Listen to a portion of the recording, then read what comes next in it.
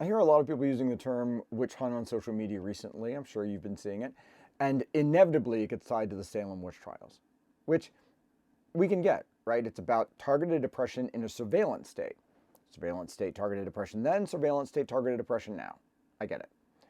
But we also get it wrong just by going down that one trail. 1692 wasn't a witch hunt. It was a women hunt. And that distinction makes all the difference in its meaning and its value, more to the point, for us today. Hi folks, I'm Tad Stoermer. I teach public history at Johns Hopkins. I'm a historian of early America, and I'm the author of the forthcoming A Resistance History of the United States, which centers on Salem in 1692 in one of my chapters. Yeah, I've been living and breathing this stuff. And it really occurred to me a few weeks ago when I saw John Proctor is the villain on Broadway. It's really terrific. Go see it if you can. Fantastic cast. Sadie Sink's amazing. And it'll make you think. And I thought about it again this morning. I was reminded of it. I was wrestling with this chapter. The framing matters. More than matters for the way I see it. It's everything. Because it wasn't a witch hunt. It was a women hunt. They weren't witch trials. They were women trials. Witchcraft was just an excuse, a brutally effective one, for these evil connected twins of authority that made up 17th century New England, church and state, to target their enemy of the moment. And who was that enemy? Not witches, women. Who got dragged before the magistrates? Who faced the fury of the afflicted girls?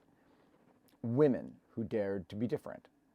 We're talking women who didn't fit the narrow-minded, rigid box of Puritan womanhood. Bridget Bishop, she ran a tavern. She wore red, scandalous.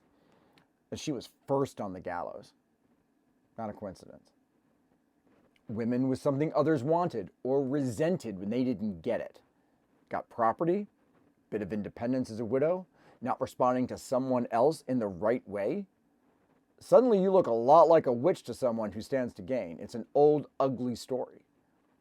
Women with knowledge, especially healing knowledge, midwives, folk healers, their power, their connection to traditional ways was a threat to the all-male, all-powerful, clerical, and burgeoning medical establishment.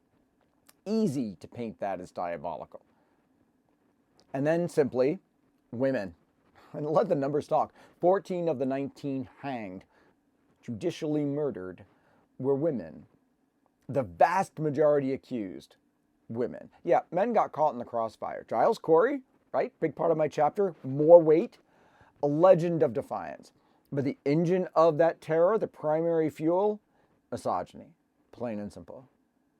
So why am I banging on about women hunt versus witch hunt? And why does it really matter for us now? It's the heart of public history. Because if we just call it a witch hunt, we let ourselves off the hook. We make it sound like some sort of spooky, inexplicable one-off event. Oh, they really believed in witches. Yeah, sure they did. But that belief was weaponized. When we reframe it as a women hunt, the picture sharpens. Suddenly you see the raw mechanics of power at work. You see a patriarchy under pressure, lashing out. You see how a society can use a moral panic, any moral panic, as a cudgel to beat down people who step outside of their prescribed allowed roles. People who talk too loud, who know too much, who just are too much for the men and others in charge. Another message for Pride Month. And it's not ancient history. It's a playbook. The specifics change, right? The crime, the accusers, but the underlying dynamic of using fear to control and silence women and others, that's perennial.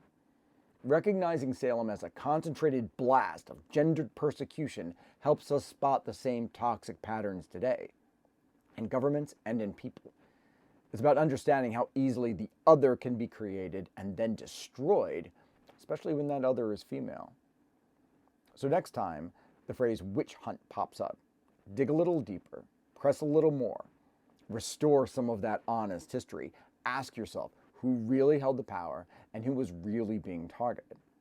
Salem's ghosts don't just whisper about witchcraft. They roar about misogyny. And that's a roar we still need to hear and understand if we're going to build something better.